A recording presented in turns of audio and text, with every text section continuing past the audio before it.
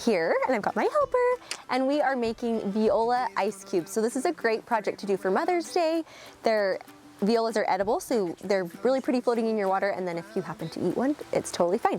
You can also do this with other edible flowers. That would be like a calendula, a violet, a marigold, a nasturtium, anything like that that has an edible petal.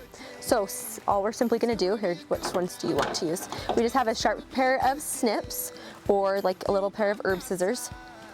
And you're just going to follow a stem all the way down to the base of the plant and cut. And the reason we do that is because this is how we properly prune or deadhead a flower, and that way you'll get repeat blooms if you deadhead them correctly. So we're going to come really close to the bottom of this flower, and we're going to make a cut.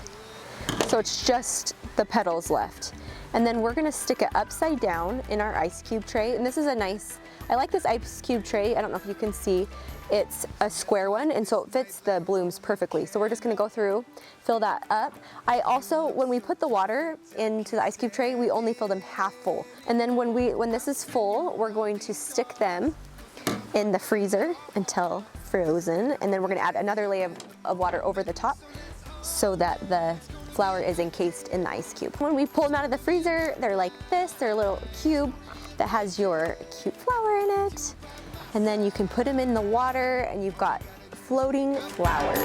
All we gotta do is wake up now. Not somebody to shake up. Shake it up, pass it all around.